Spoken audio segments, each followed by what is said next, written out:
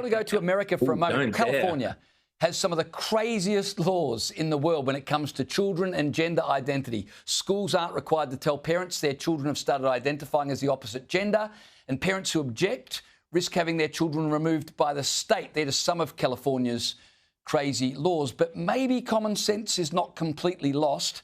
Here's California Governor Gavin Newsom talking about gender care for children. Have a listen. What about for your values? I mean, is 8 years old too young? Yeah, I mean, look, I now that I have a 9-year-old, just became 9. Come on, man, I get it. The trans issue for me is also novel. It's over the last few years. I'm trying to understand as much as anyone else. Whole pronoun thing, trying to understand all of that. Well, that was like the hell. I mean, all that stuff. I get it. Rowan, there's a bit to unpack there, but what got my attention was he says he realises sex changes for kids might not be such a great idea. Now he's got a 9-year-old. What, he didn't know that before?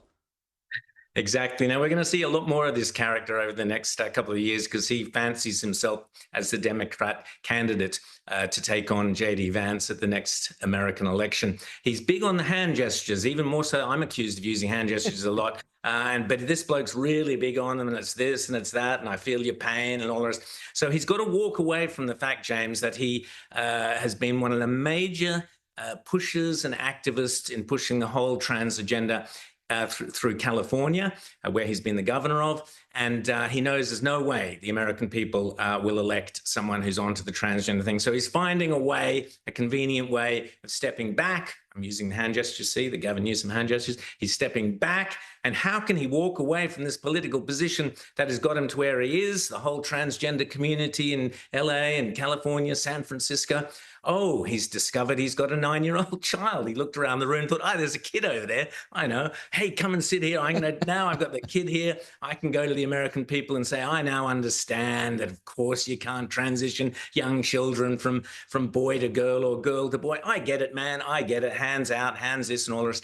And it is disgusting.